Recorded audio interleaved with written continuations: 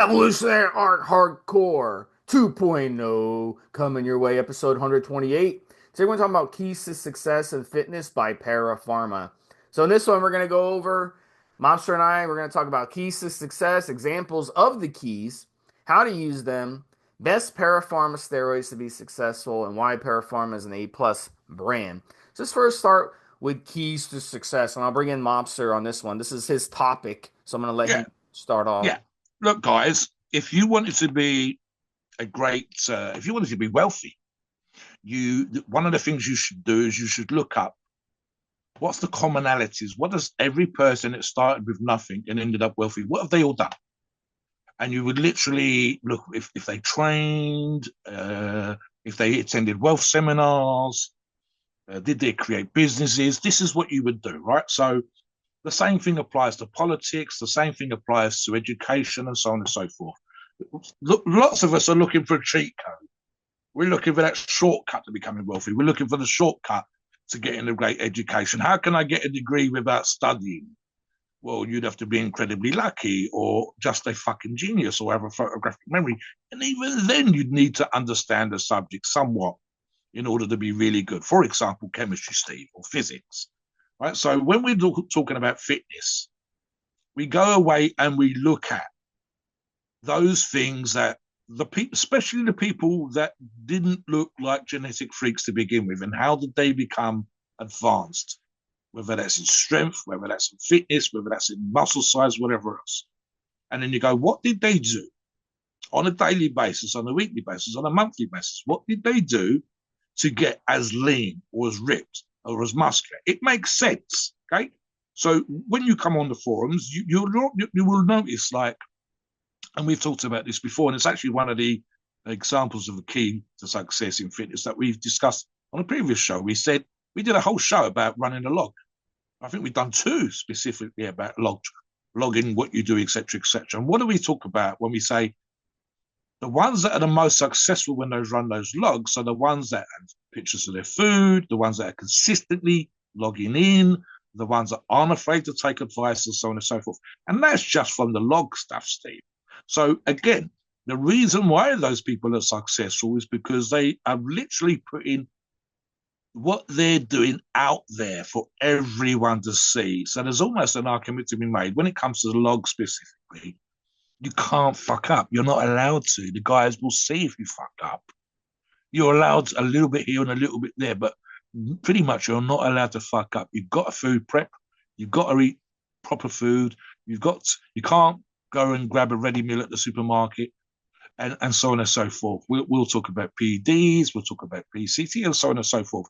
And literally, if it was just from that, and we could probably do a show specifically just from that, it would be a way of saying, right, this is a way that you can be successful. It's part of it. And we're going to talk about that and other parts.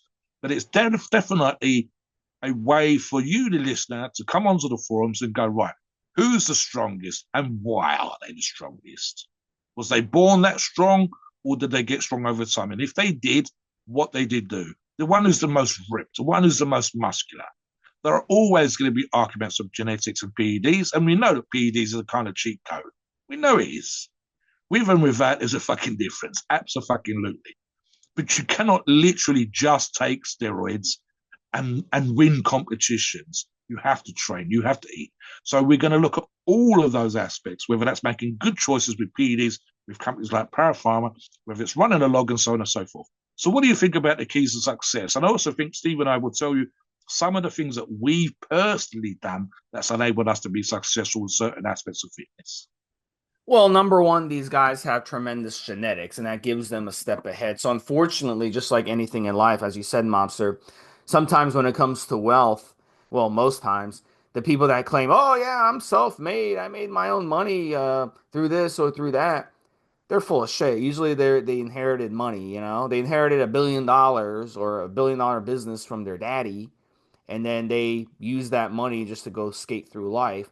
And but Sorry, they Steve, claim. just to interrupt for 1 second, the worst example of what you're saying is the 18 or 19 or 21-year-old with a picture of the keys to their first house saying, I've just bought my first house. And I've seen people go away and find out that their daddy's a millionaire and their daddy gave them the money. You ain't done shit. You haven't saved fuck all and you haven't Yeah. worked for it. But Steve, so Steve, Well, correct, it's yeah. the same thing, with the social media influencers and stuff like that. It's a ruse. So it's important to really cut through the bullshit and get under the hood of the car. And the nice thing about social media, although I'm not overall, if social media went away tomorrow, I think the world would be a better place.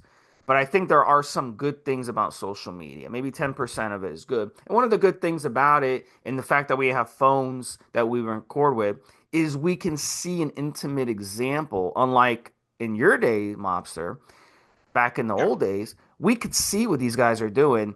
And there's an incentive for them to tape their workouts. There's an incentive for them Yes. to go through the grocery store with the cart and buy groceries so you can watch what they're buying. They're not going to the grocery store and going to the donut section, the cake section, the ice cream No, no, section. no, They're no, going to no, the no. grocery store and they're buying frozen fish. They're buying the fruits, Chicken and yeah. vegetables. They're buying the good quality protein sources.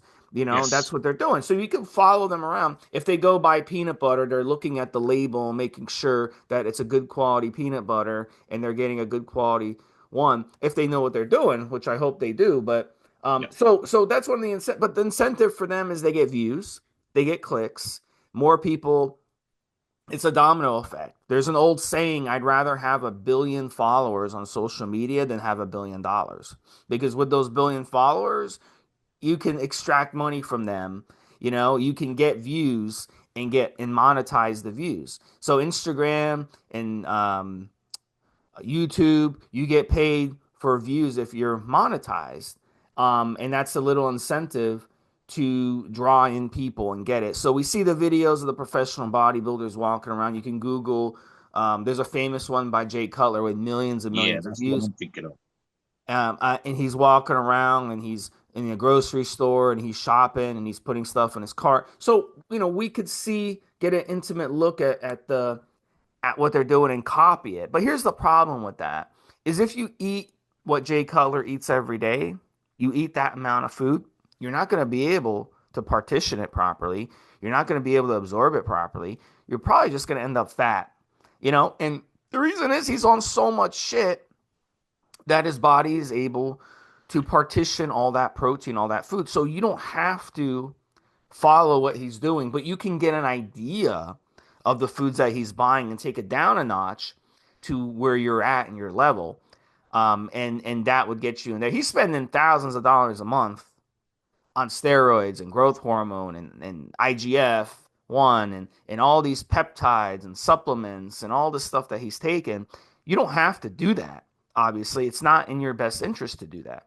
So what we have to do is we have to kind of use that and then take it to Yeah. advantage. Another thing with the training, we watch them train. Okay. Now, a lot of the videos, for fair warning, on social media, they're exaggerated. We see them, they play the background music, the battle background music. They go in there and they're going to battle and they're doing a deadlift, right? And they're screaming and yelling and walking around the gym like a fucking chimpanzee. And it's like, dude, that's not training, bro. You're doing this just to get clickbait. You're doing this just to show off. But at the same time, the intensity of the way they train Yes, you should be makes, inspired. You should be yeah. inspired. So Let me one of give you the an example. so Sorry, Steve. yeah. Sorry, So Steve. cup. One example I've actually mentioned on the forums recently was I said there's some young guys doing far too much volume, far too many exercises. I said if you actually look at some of these videos that Steve just talked about and watched listed the number of exercises that even the top professional bodybuilders in the world are doing, they are doing less than you, and they're all pretty much doing the same exercises. And arguably, Steve, they need to sex it up and make it a little bit the way that you talked about, because there's only so many times there's so many professional bodybuilders doing side laterals and presses that you get excited over. After that, it's the same fucking thing for the next guy and the next guy and the next guy, because they all got big doing the same exercises. They all got big doing kind of the same volume, kind of some of the same sets. So you get a highlight version when you watch those videos. You get when they're coming up to Mr. Olympia. You should be, again, looking for the commonalities, the keys. And that food one that Steve's mentioned, every single one of those videos is rice and chicken and pasta, and crates of eggs. It's kind of boring, but they're all doing the same thing, and they have great genetics. The training has to be sexy, has to be fun, has to be a PB day because, like I said, how many times are you going to watch guys bench pressing or doing dumbbell flies or something? It's the same fucking thing because those exercises work, but those are the keys. So and again, like Steve says, to bring Steve back in, you do need to understand it's a bit out of their day. It's 5 minute highlight. It's the special part, the end of the workout, the last pumping set. You are not seeing every single thing. Very rarely will you get to see every single thing, i.e., the day in the life of. And even then, it's an hour, whereas the day is actually 16 hours long. Did they sleep? Did they do other things? So you are seeing these things. But the key here, and the keys, of course, is what we're talking about, is to pick out what they are all doing that's enabled them, drugs and genetics, to be successful. And of course, as we say, we're going to talk about steroids as well. It is part of what we're talking about. But do what Steve says. Look at those videos and pick out what are they all doing, because that's what you can apply to you. Steve is 100% correct. If Eddie Hall, World's Strongest Man 2017, was spending around the time of the World 2017 Championships and the 500 kilo deadlift, £500, so about $600-700 a week, just on his own food, not his wife, his kids, not on the house, not on any of us, just on that $600-700 a week, just on himself. You don't need that volume of food. He weighed at that point 420 pounds, Steve. I don't weigh 420. Steve and I together might weigh 420. We would have to, I can't eat $600-700 worth of food a week. I don't want to eat that much. And so the average listener is going to be around £200. So you could cut that bill in half, but you could still say, what did he eat? What was the commonality? What can I do that Eddie did? And that would literally, his diet was different from his wife and his kids because they were just normal people doing normal stuff. He wanted to be an epic strongman and a 500 kilo deadlifter. Back to you, Steve. So let's move on to examples of the keys. And I'll give a couple. And I touched on it on the first segment. So, number one, steroid use. All right. PED use, not just steroids, but PED use as a whole. Using these performance enhancing drugs to give you the edge. And that's what Para Pharma provides. They provide everything you could possibly need. And we're going to get more in depth with the Para Pharma steroids and toward the end of the show. But look, at the end of the day, steroids do several things. Okay, they increase protein synthesis. That's like I touched on the last segment. They're allowing you to better partition your food. They're better allowing you to better, quote unquote, absorb the food. I'll use that Yep. term, Yep. although it's not Okay. scientific, but you know what I mean. So you're able to better utilize the food that you're eating by this synergy that the anabolic steroids create. Example, trenbolone, for example, is like a sponge when it Yes. comes to the effects it has on your muscle sensitivity. And if you're not getting enough carbs and getting enough protein on trend, you will feel the side effects. You will feel the effects. You'll get those hypoglycemic symptoms that come on. It's not your imagination. It's that your body, that trend is causing, it's like a sponge in your muscles, and it's causing you to need more protein, more carbs in your diet. Your body's asking for it. Your body's begging for it because your body wants to grow and your body wants to get stronger. So it needs more of that fuel. So anabolic steroids absolutely works. That's why so many pro bodybuilders use and abuse trend. And we've seen the bodybuilder cycles to know this. Steroids also, they bind to sex hormone binding globulin, which increases the free testosterone ratio in the body. So they make your all the hormones in your system work even better. And they break down barriers that prevent you from getting, let's say you're stuck at a plateau, you can only bench 300 pounds, you can't get to 3 plates. Then you hop on steroids. You hop on a nice, strong androgenic steroid like Tren or Superdrol or Anadrol or even Debol or Deca. Yeah. And even though DECA is not that androgenic, but it still is going to push you if you stack it with testosterone, even plain testosterone. You'll push to 315 in a few weeks. And then with Superdrol, maybe within 2 weeks. With Trend, maybe within 2 weeks. So they help really get you through, blast through your plateaus and get you beyond what you could possibly do in a natural state. So that's the first key for a bodybuilder. The second one is going to be your training, because you can't just take steroids and magically get a good physique. Now we see some douchebags on social media. They always talk about Yes. these studies that show people who use TRT or use anabolic steroids and don't work With out no still training. Yeah. Yeah. they'll still get results. But here's the thing: those people, they already had, they, with those examples, these are people with muscle wasting who Mm. are really really Yes. skinny. So for them, Yes. just using the anabolic steroids and eating causes them to grow, because they have such, they're so skinny and they have such big muscle wasting issues. But in a normal situation with 99% of you, 99.9% of you, and 99.999% of you Yeah. who are regular Joes who go and work out, who go and train, you're already in good shape and you're Yes. healthy. So for you, just taking anabolic steroids won't get you anywhere. You have to have that stimulation, that stress of the muscles to, in breaking up those muscle fibers, to give your body a reason to grow and give your body a reason to get stronger. So if you're Steve, not causing that, just to jump in on that particular one, I've seen the study that Steve's referring to, and the number was roughly 3 pounds on average. That's across all the people in the study. Ironically, and Steve is 100% correct. And we actually said this in another show, Steve. If they trained, and they didn't, and still gained 3 pounds in the study in question, the average gain was between 4.5 and 6 pounds. So in other words, they would have got 50 to 100% better gains if they worked out. You guys are training, you're trying to work on your nutrition, you're trying to make sure that your PDs are good to go, you're using Para Pharma, you will get double that fucking study that Steve's talking about. You'll certainly get a minimum of 50% more gains. And Steve and I've talked about this before. 4.5 to 6 pounds versus 3 pounds is a gain that I would take all fucking day long, Steve. Back to you. so give us a couple keys to success, Mobster, Yeah, and then sure. I'll jump in.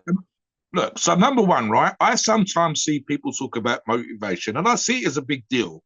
But I actually agree with people when they say, no, no, no, motivation can come and go. You can't find it in a bottle. You can have testosterone and makes you feel more manly, ready to kick ass, etc., etc.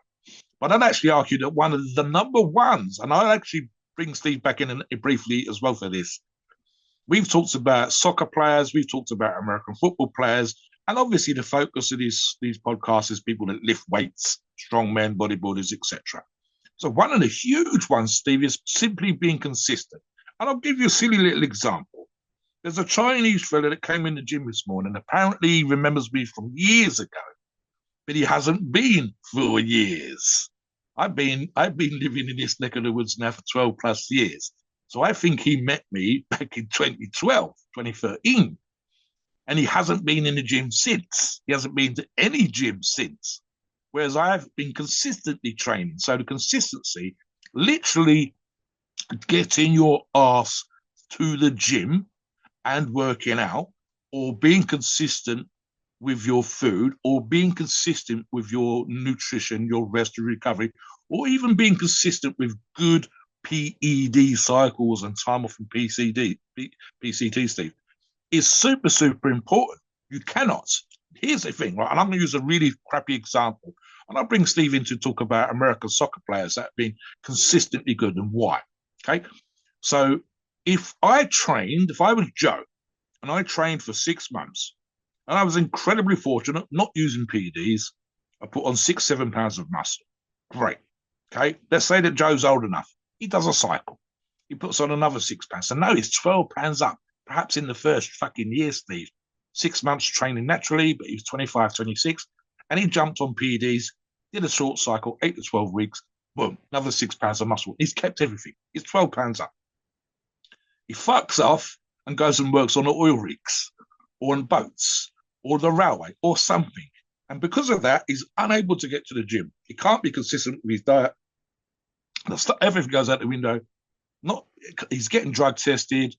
He's worried about using PEDs. What happens? Joe loses probably 10 of those 12 pounds. might keep a couple of pounds of tissue just for the sheer work that he's doing and a little bit of crappy nutrition that he's able to get in because his grafting's doing 16, 17 hour days, Steve. If Joe comes back, he'll gain some of that weight. Now, what about his brother? His brother, in the meantime, has stayed in the gym, kept training. While Joe's been 6 months on, like we talked about, and then 6 months with a 12-week cycle PEDs and gained 12 pounds in that first year, his brother's been doing the same thing. And while Joe was away working in all these fantastic hours and earning loads of money, but unable to train and unable to eat properly and losing all that weight, his brother stayed in the gym, did another cycle. So you know that the brother's going to be 16, 17, 18 pounds heavier than when he started. You know that the brother's going to be stronger. And all he did is kept plugging away, Steve. He was just consistently hitting the gym 3-4 times. So he was consistent in his diet and his nutrition. He's done more reading and listened to more of these podcasts to get his knowledge up on PED use. So the next cycle was better than the first cycle. And he still gained 6-7 pounds again. So literally plugging away, consistently hitting the gym, obviously trying to push up the numbers, do more reps, do more weights, whatever the kind of the plan, your training plan allows for, but being there and hitting the gym. We know too many people, buddies that we see in the gym, people that talk to us occasionally about training, Steve and I, on and off the forums, and they will say things like, I've been training for 5 years, but not consistently. Well, if you had, you would be ahead of where you was 5 years ago, and certainly ahead of where you should have been had you been hitting the gym for 5 years. So what about consistency as a key to success, Steve? And specifically, if you wish to use an example from American soccer, the top guys that'd be consistently good for the You're reasons. talking about American football? Yeah. Sorry, yeah. Okay. Did I say American soccer? Yeah. American football. Yeah. What the hell, Steve? I know, right? It's All right, confusing. I go on. know. I was once on a cruise and I told the guy who was working there, I was like, the guy was some, from some foreign country. I said, is the football game gonna be on are they gonna show the football game on TV? The Miami is playing. I was in the Bahamas, and oh, yes, I football, yes, I like football, and he's like, showing with his foot, and I'm like, no, no, no, football. And he's like confused. He didn't understand what I was talking about, and I was Mm-hmm. like, yeah, I was like, damn, I'm not gonna be able to watch the football game, and then No. they ended up showing it. They ended up showing it. So, but he had Cool. no clue what I was talking about the same way. Look, at the end of the day, you can't take long periods off from the gym because your muscle conditioning will go away. Yeah. So even if you take 2 weeks away, in that 2 weeks, you'll notice when you come back, you might be sore that first workout. And then if you Yeah. take a long time away, when you come back, you'll definitely be sore. So your body, you've got to put in first of all, you got to put in the hours in the gym in the first place. So when you're younger, you got to get into the gym. I started training when I was 15. I know Mobster Me started too. training Yeah. when he was about that age. You got to Yeah. start Same, mate. training young. If you get a late start, it is what it is. It's not the end of the world, but you will be at a No. little bit of a disadvantage because you don't have that muscle memory that the other guys, your peers, they've been training since they were 15. You just started at 25 or 30 or 40, but it's okay. You still have to build in those hours to build up that muscle Yeah. conditioning. You got to put in the hours. You got to build it. You got to be on. Okay, you got to be consistent. You can't be missing workouts. All right. Otherwise, it's just not going to work. And then the American football example, we see this all the time. I'll bring up Aaron Rodgers. He lollygagged the last few years of his NFL career. He wasn't taking it seriously. He wasn't showing up to off-season workouts. He Yes. got Yes. injured. He didn't have the conditioning, so he blew out his Achilles. He wasn't even touched. Then the next year, he went to Egypt during an off-season program, and he fell off a cliff because he wasn't staying consistent. Even though he was immensely talented, he wasn't staying consistent. Tom Brady, on the other hand, had his ACL ruptured week one of the season. And he came back the next year and set records in the NFL. I think he won a Super Bowl too the next year. So there's a difference. Even if you are forced to take time away from an injury, it's what you do to rehab and come back as fast as possible and do it. Adrian Peterson's another example. He blew out, I think it was a knee injury as well, Mobster. He came back the next year and set records as a running back. And he was running over people, dragging people 5-6 yards, trying to tackle them. So very, very One important.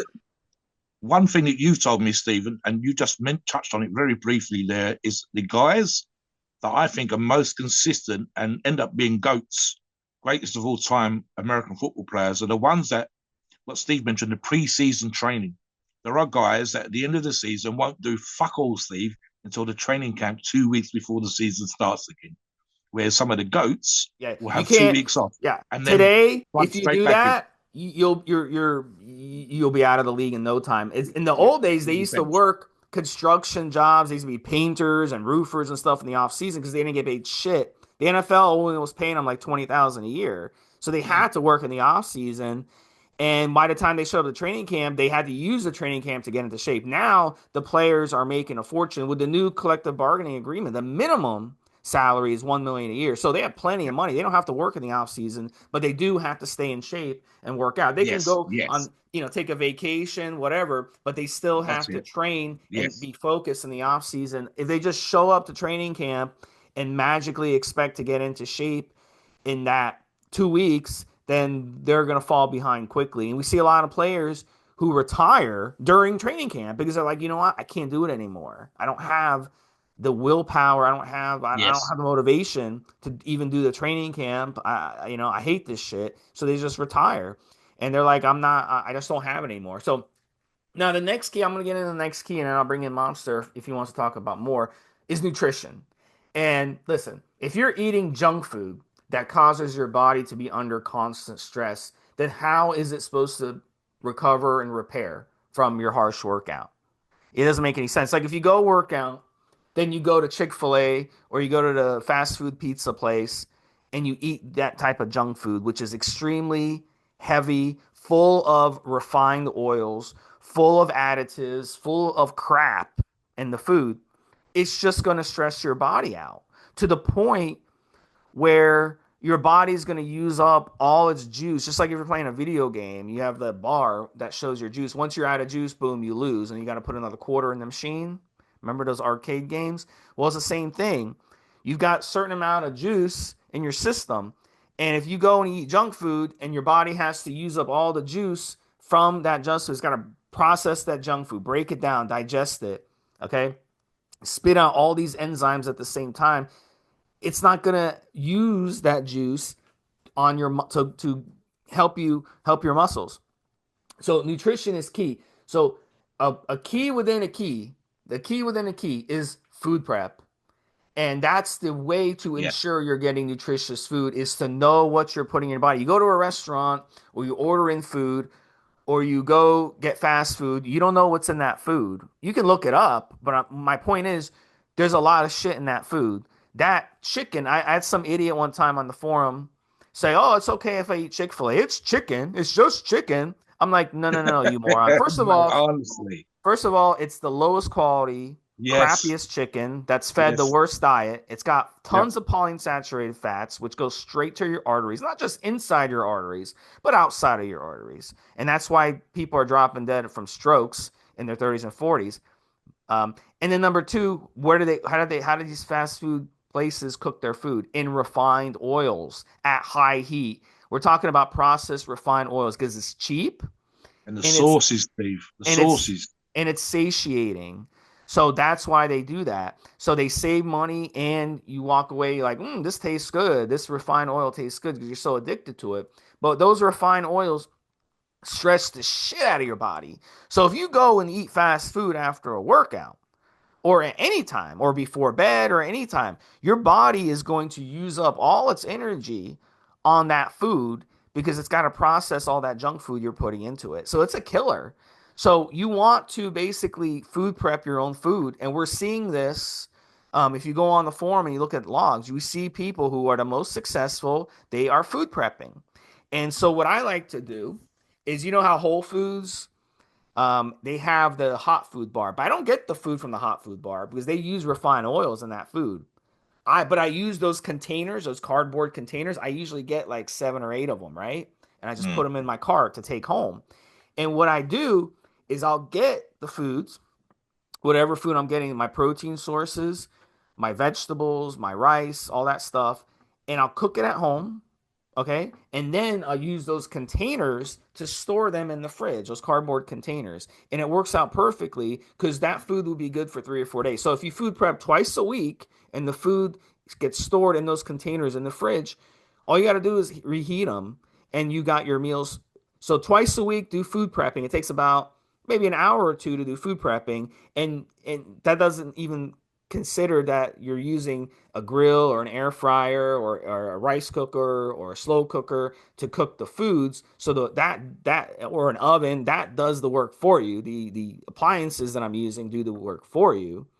You have to watch over it, obviously, so you don't burn your house down. But my point is, it's not that hard to do. So that is a key within a key right there. Food prepping is extremely Yeah. crucial twice a How week.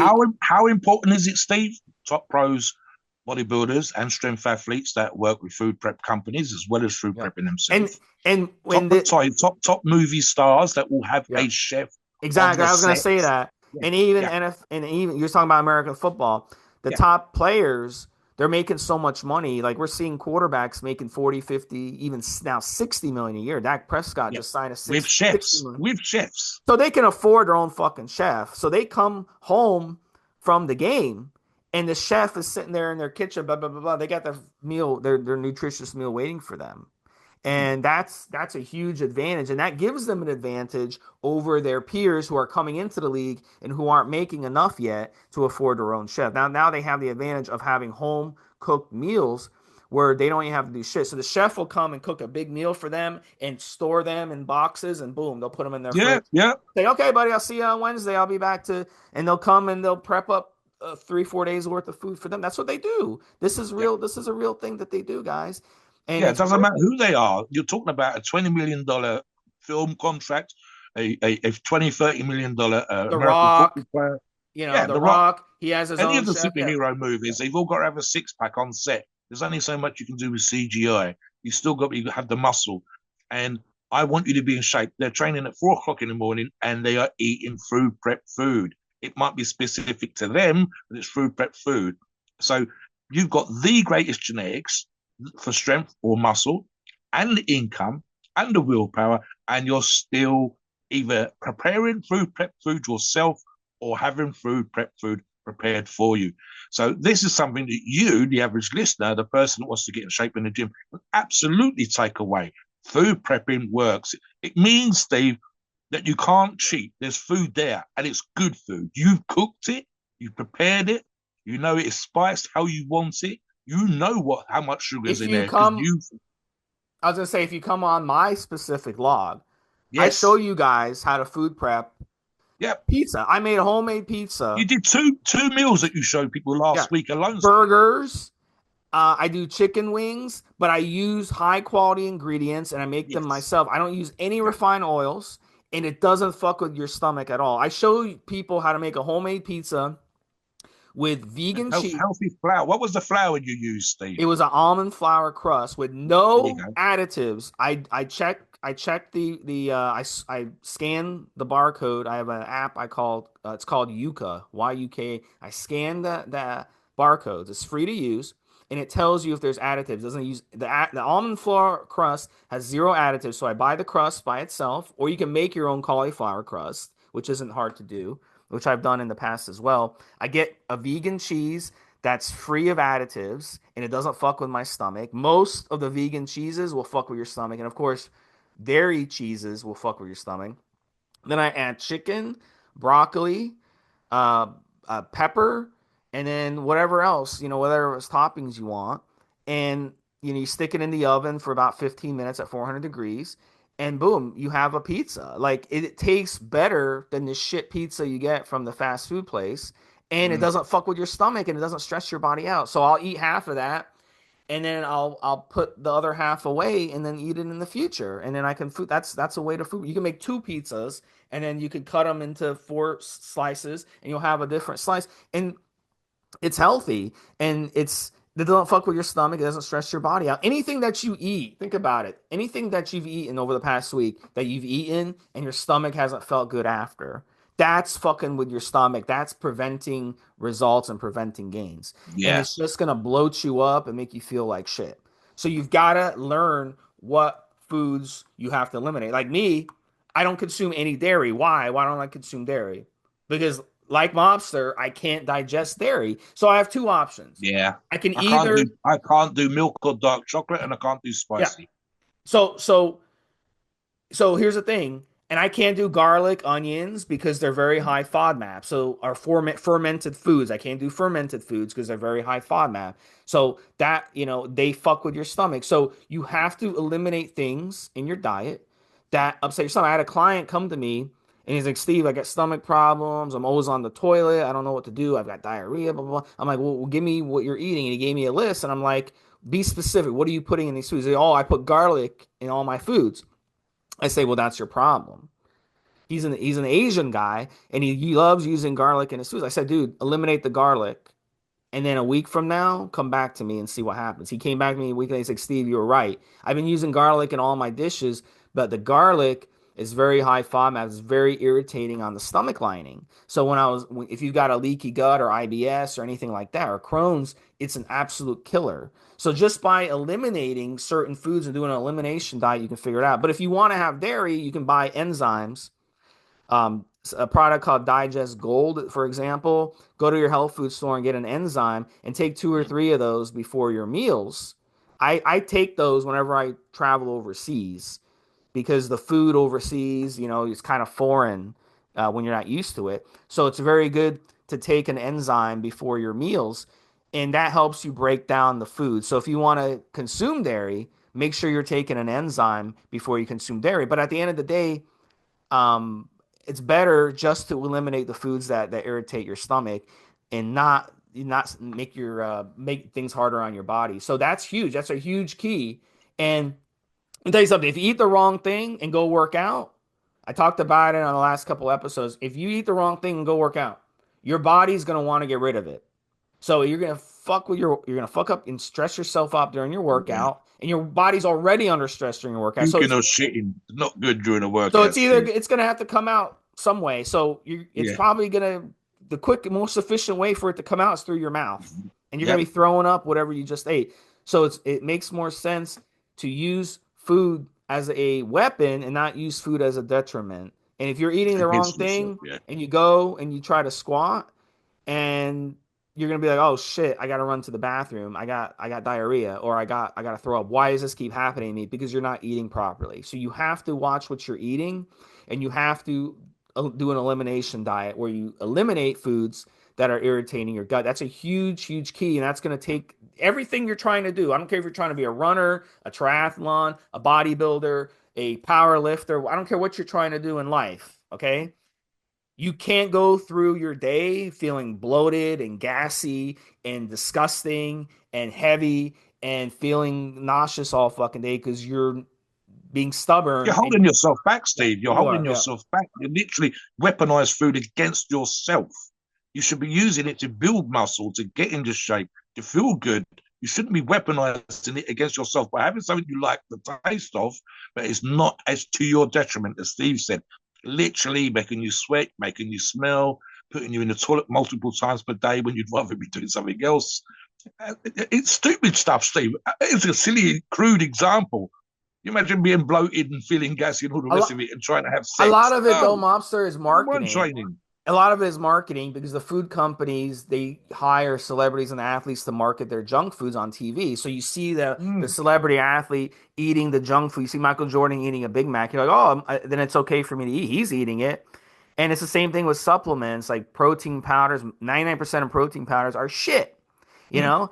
And people drink protein powders and they feel like shit afterwards. They have diarrhea, they can't digest.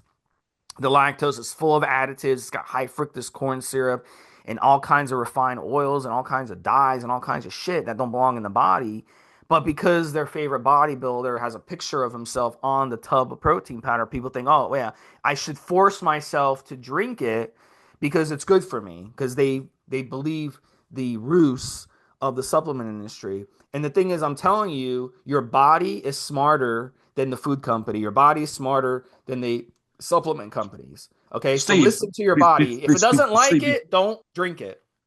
before we move on, I had to explain to someone on Facebook this morning that a product they'd recommended a buddy should buy. He's trying to get a £10 per kilogram protein powder, and someone suggested a weight gainer. And I said, no, that's 16% protein. Protein powder should be 80% plus. And it literally says on the fucking bag, 84% carbohydrate. Just try to explain that to someone who should know better when it's literally written on the bag. That's kind of crazy. And Steve and I could do, and we have done, in fact, a show on the way supplements are advertised and describe themselves and so on and so forth. Silly example before we move on was fat burners, which were a very popular product a few years ago. In the front pages, the first 30 fucking pages of the bigger muscular development magazine issues, and every single one claimed to be the strongest in the world. Well, that's physically fucking impossible, and yet every single company was making that claim. It can't be. It's impossible. So why? And then again, you're also probably using more than an effective dose. Let me give you one more before we start to talk about Para Pharma products that are going to help keys to success and Para Pharma itself. One more, Steve, because there are others. Time. Okay, so very quickly, we in a I want it now rush. Give it to me. Amazon delivered today, this afternoon. I order it in the morning. It comes at 5 o'clock. Kind of society, and the more these things exist, the more me included, Steve. Oh, it didn't come today. It's going to come tomorrow. You used to wait 2 weeks, motherfucker. Now you're moaning because it only took 3 days, or I'm moaning because it didn't come the same day. Okay, I literally moaned yesterday about how much the delivery of this fucking dumbbell award is going to cost me more. Realistically, it's not that big of a deal. But when it comes to training, and PED use will cut down the time it takes you to get bigger muscle. Let's not fuck about. It does. Absolutely. It's a shortcut. And we said, as part of overall success, it's a key. But time. The reason why Steve and I have been able to have some success in the way that we've trained and our particular fitness, bodybuilding, weightlifting, whatever goals, however you wish to define it, is because of the sheer amount of time that we've put in. I've been training, as I do this show with Steve, for 45 years. Steve and I both started around the same time. Steve's younger than me, but he's certainly up there around the 20 plus year mark. Okay, so we've had some success because we did the time consistently, like we talked about at the beginning. So arguably, I've seen descriptions. If you were completely focused on all the keys that we've talked about and some more that we won't have time for today, the quickest, absolute quickest, I've seen people say that someone could be muscular enough for people to go, Jesus fucking Christ, look at that body. Not Mr. Olympia, but just good, muscular, in a way that people would recognize that this is a guy that goes to the gym, hits it, kills it, and is in good shape. And you were absolutely on point with every single key that we've talked about. The minimum time is 2 years. Realistically, 5 years. And I think this would apply even to Mr. Olympians. If you took them with great genetics, and again, Steve's right, what we said earlier, most of those, when you look, when you read what they said, with one or two exceptions, started in their teens, 15, 16, 17 years of age, Steve. And they're now on stage. I'm thinking of Nick and maybe Samson, Steve, in their mid-20s. So they've still put probably 8 or 9 years in to get onto the Mr. Olympia stage. Never mind be Mr. Olympia. So very, very close to a fucking decade to be absolutely God-given genetics, 1 in a fucking million, 1 in 10 million or 100 million type physiques. They still put in 8, 9, 10 years. So for some people, that's hard to get their heads round. So one thing I'll do here, Steve, and I'll break this down a little tiny bit, is I'll say set yourself goals. That might be 5 pounds on the bench press. It might be a quarter, half inch off your waist. It might be a few pounds down. But you do this over time. You're making progress. You're hitting targets. And because you're hitting targets, because you're making progress, and you put the time in, you are staying motivated because you are literally being successful. I lost 3 pounds. I kept 3 pounds off. I put a half inch on my arms and they're still a half inch bigger. I put in 10 pounds or 15 pounds on my bench, on my squat, whatever else. And that's more than where I was last year. And then next year, I'll do the same fucking again. Now my arms are up an inch. Now my bench is up 20, 30, 40 pounds from where it was 2 years ago. And so on and so forth. And This thing of time is difficult for some people to get their brains around.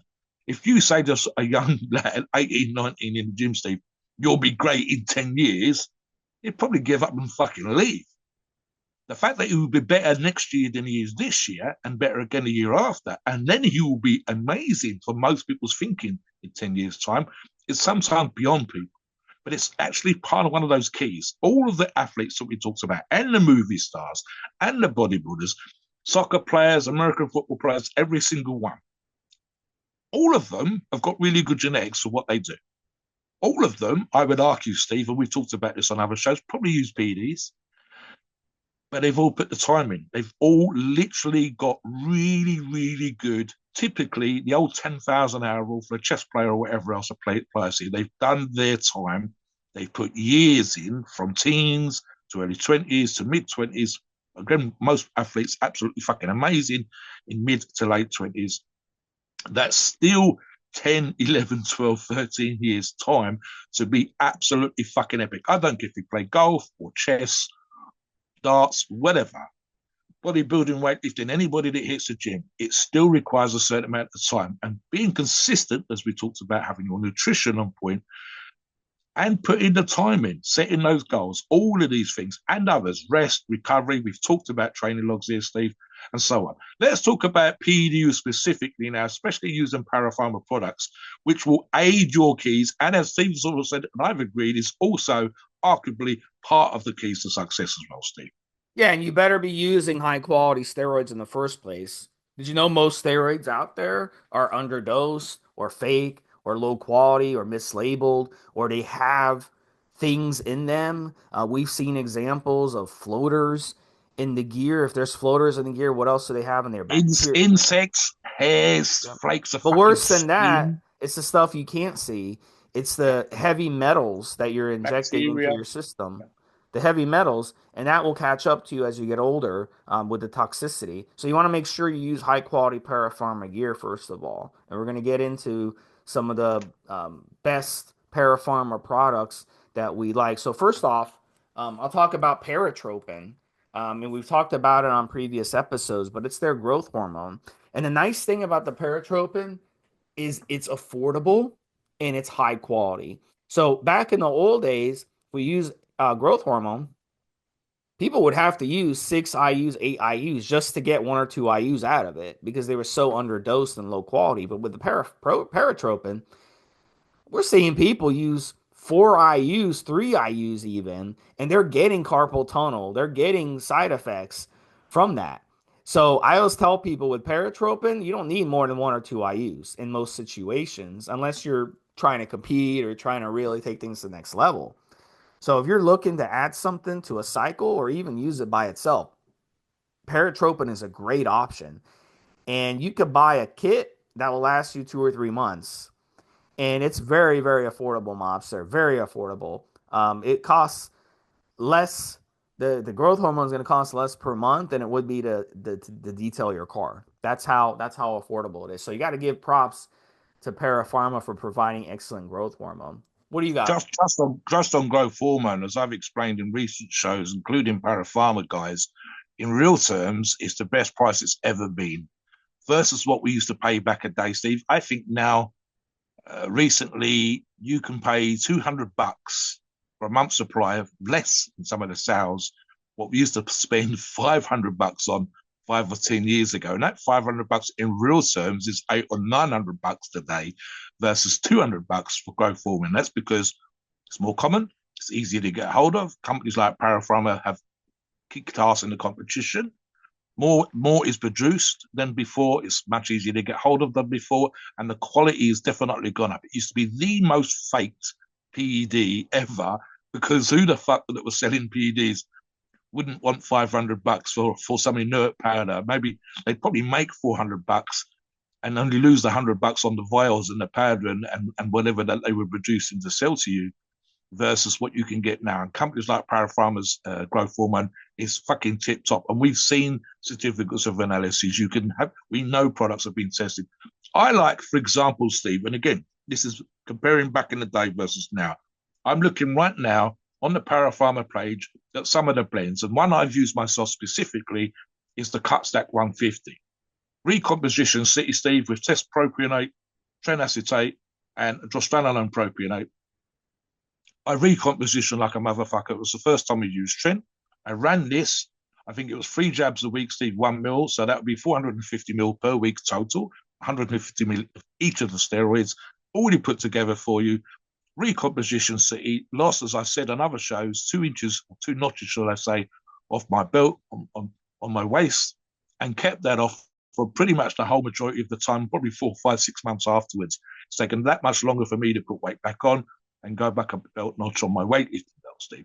So this to me was, you didn't have pre-prepared products back in the day. You very rarely, if at all, saw, apart from maybe Sustenol, Steve, a blend, and you certainly didn't have the multiple blends that we see on all different companies. You didn't even have, and I'll bring Steve in for this as well, just on the esters, you didn't even have a great choice of testosterone esters. You might have one or two versus, for example, I'm just looking at the page here now, Steve, different esters in different amounts, so that the user, the buyer of Para Pharma products, has a choice in the way that we never had a choice. Look, Steve will back me up on this one. It used to be the case, and occasionally you will still see the ill-informed talking about what my supplier can get. That's no longer the situation, guys. You don't have to have what your supplier can get for you.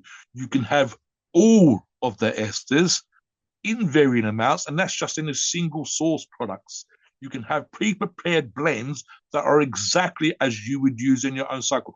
Talk about how bad it used to be, Steve, for people back in the days we'd be successful versus now with the choice that's available from Para Pharma. Yeah, it used to be. I can remember the first time I ordered steroids. My source, I ordered them, and the source messaged me like, "Oh, we don't have that in stock," and I had to get a different. I had to get Sustanon. I ordered like Test Sip, and I had to get Sustanon because they even have it in stock. So Parapharm, they always keep things in stock. When it comes to testosterone, they have all the esters, testosterone esters you can imagine. The most popular being Test E and Test Sip, of course. But they also have blends including Sustanon if you want to go down that route. So you could use their testosterone as a base of your cycle. You could use it to do self TRT. You can use it solo. You can use it stacked, whatever. And you can run it 6 weeks, 8 weeks, 10 weeks, 12 weeks beyond, depending on what your goals are. So lots of different options with them. Next one, Trenbolone. And Trenbolone from Para Pharma is legendary. A lot of people have had a lot of success on their Trenbolone. Recomposition, cutting, bulking, strength. There's all kinds of ways to use Tren. It's one of the best steroids out there. And for me, I like to use Tren. Um, I liked to use Tren. I'll use the past tense. Back in the day, it gave me some unbelievable strength. It's not something that I see myself using going forward, Yeah. because it just doesn't fit what I'm looking for at this point, because the side effects are pretty brutal. But maybe I'll use it one day, when I'm a little older. I'm not sure. But look, if you haven't used Tren before, Parapharma Tren is a great option, and they have all your bases covered with great Tren Ace and great Tren E as well. So I would go with Tren if it's your first time. 250 milligrams a week would be the dosage I would run it. Yeah, look, Steve, I like the fact, for example, and some of our listeners are female, a decent percentage.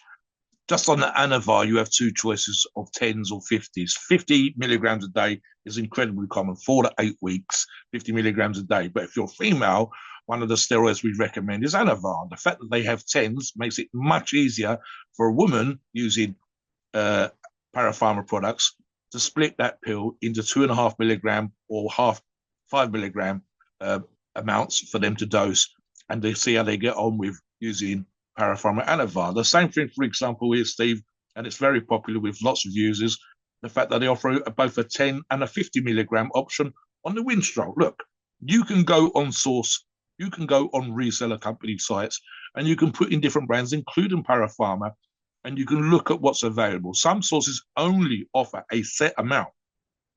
They're not allowing for the fact, for example, if they only offered 50 milligrams in the Anavar, how is a woman supposed to use that? She'd literally have to grind it up and scoop out a tenth of that pill to one side. That's no good for female users. So the fact that companies like Parapharma are producing products that are much easier for women to use is a great option. Again, they have products which are low dosed, sensibly dosed, blended, and then high dosed. They're allowing for all of their customers' profiles, all of the way that they know the customers are going to use their products. And then again, I'm on the Para Pharma specific website, not on a reseller site, and you have lab test tabs. You can check the supplier that you use. This is the stuff that we like to see when we're talking about sources. I'm going to talk about Para Pharma specifically now, Steve, and not just their products. So again, what do I want from a company? And specifically looking again at the parapharma.org page, you have a products tab. So we're on the products page, Steve and I, as we talk to you and do this show. You have supplier check, which means they've approved resellers that sell parapharma products, and you can put the name, make sure you get the domain name, etc. correct, guys, into the supplier check and make sure that the person selling you that parapharma product is an approved source, an approved reseller, not some person that's copied their products, not someone that's maybe got some out-of-date products, but a seller of parapharma that parapharma themselves have approved. Lab tests. We talk about lab tests all the time. It used to be a kind of thing, Steve, briefly back in the day. I'm thinking 15 or 20 years ago, I was on a forum that doesn't exist anymore called Muscle Talk over in the UK, muscletalk.co.uk. Huge UK forum at the time, for its time. And it took a collective of about 20 guys sticking in the equivalent of about $100 for products to actually be tested. I'd only seen that happen that once and one time before.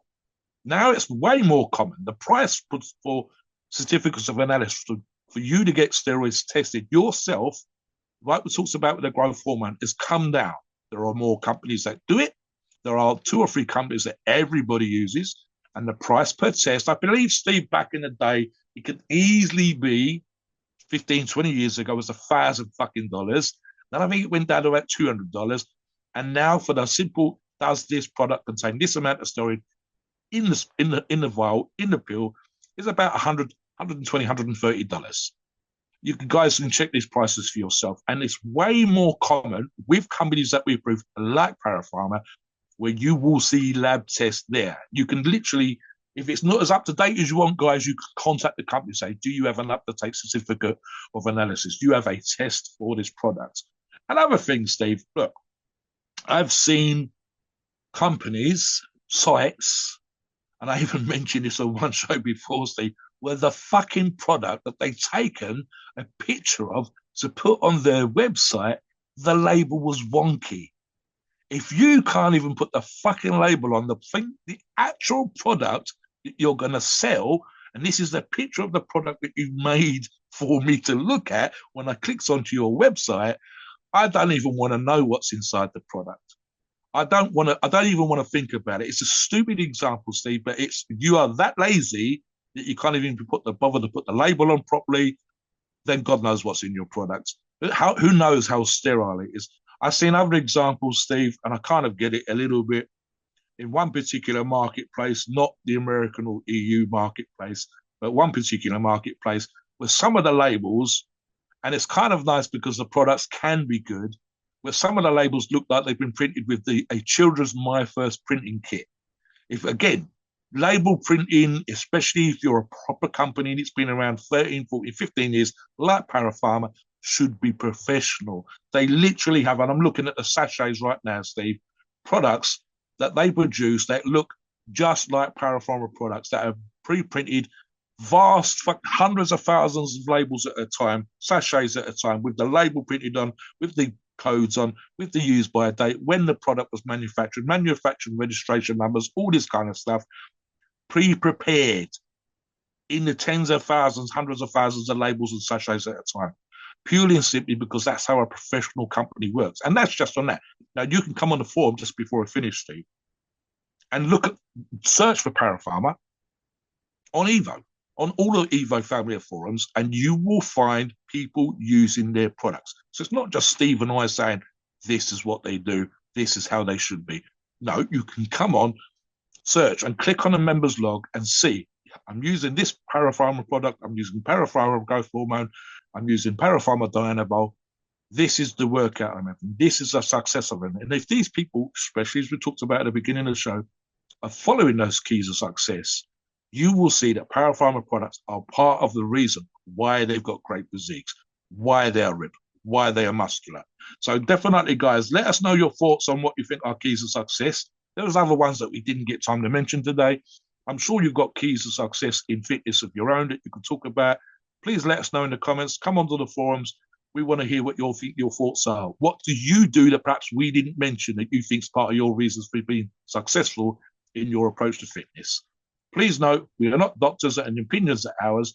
It is our view and based on our experience and views on the topic, and podcasts are for informational purposes and entertainment only. The freedom of speech and the First Amendment applies.